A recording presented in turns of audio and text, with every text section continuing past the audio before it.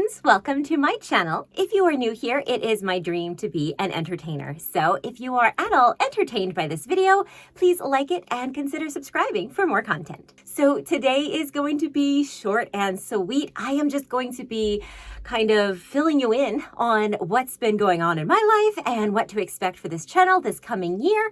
I think I give out updates and what's going to happen to this channel more than I actually put stuff on this channel, but I'm going to talk about that in this video. So, yeah, sit back and let me tell you about it. Okay, so first things first, I am still a full-time voiceover artist, and I'm actually really excited to announce that I do now have representation once again. The paperwork is all signed, so it's official, but I'm not on their website just yet, so I'm not going to release their name just in case all the knock on woods and stuff. But like I said, I already have the paperwork of they signed it and I signed it and we all have it, so it is official. I'm just, I like to wait until I announce things. But I'm very, very excited for that, and I am also in talks with 2 other agencies, and and I've got some feeler emails out as well. So my dream is to be represented in all of the large geographical locations, regions in the United States. I would love to be represented internationally. However, agents don't really tend to do that from what I've seen.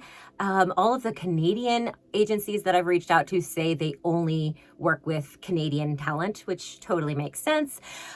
So I have had, and I still continue to get, a lot of Australian clients, but that's through direct marketing. So I think I'm okay in terms of that, of just staying in the US.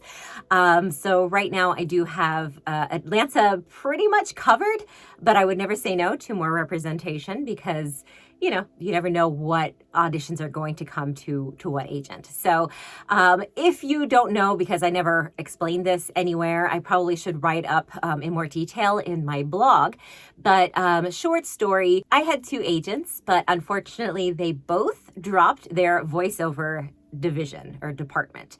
I had a great conversation with one of them, and she was very emotional about it, sort of very disappointing that she just is not getting those opportunities the way things are moving now. And again, that will be its own episode, I'm sure, of pay to play and that kind of stuff. The agent is slowly, it's not getting weeded out because the big production companies are still using them, but a lot of clients are now going around circumventing the agents and going directly to these audition websites. And so unless you're really focusing and all you do is voiceover, you don't have the bandwidth to hunt out these opportunities for your talent. And that's essentially what happened. So I did see it coming more because she only sent me 2 auditions the entire year. So it was like, what's going on? Now I did book through her, so she's great when I can get stuff.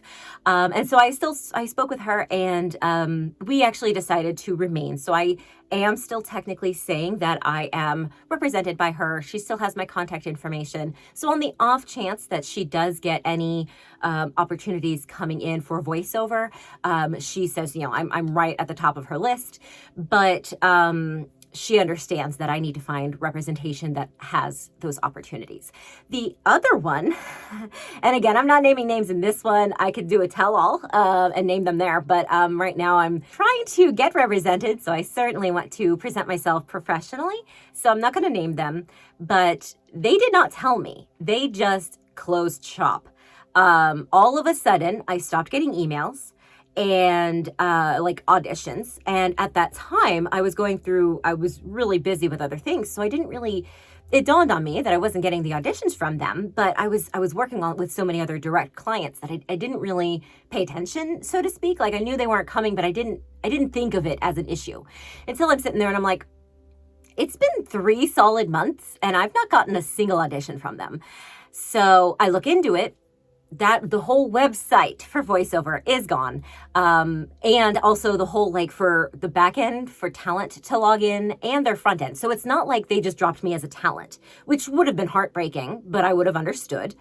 No, they do not have a voiceover division at all anymore.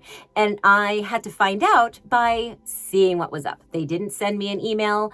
At least I didn't get it, but why wouldn't I get it if I receive all the auditions, So, yeah, that left a sour note, but I realized that there are tiers to agents, and, you live and you learn and you grow from that. And so now I'm really excited about the talent agency that I do have and the ones that I'm speaking to. So, it's just opportunities. And maybe we won't talk about the negative feelings. So that's been really great. I also updated my branding, which was emotional in a weird way. So of course I was a little bit disappointed because I'd worked really hard on updating my website with a great designer, and his design was fine, but my branding needed to change. So I've always really stuck closely to Favole, being my last name, voice of fairy tales, because Favole means fables or fairy tales in Italian.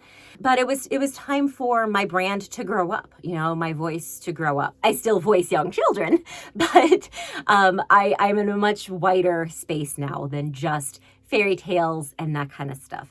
And so that actually has been playing out in my podcast. So Reading with Cari, Stories to Fall Asleep To, is officially 100% completed, retired, grand finale out the window. I got over 40,000 downloads on it over the course of 100 videos, a little bit more than 100 videos, but I counted it as 100 stories because I put some extra stuff in there, and State of the Union address or whatever. So I have 100 fairy tales, stories, those type of things in there. And so it was a struggle to get those done because I was editing and writing it, and all of it was me, marketing and everything. And I just did not have the, again, bandwidth is I think the word for the day.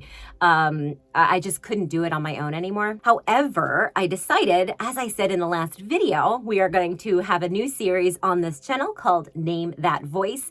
And I actually am going to repurpose the audio from that because of the way I record. It's actually great quality, so that I can go ahead and put that out as a podcast, so I can kind of spread that out a little bit wider than just a YouTube series.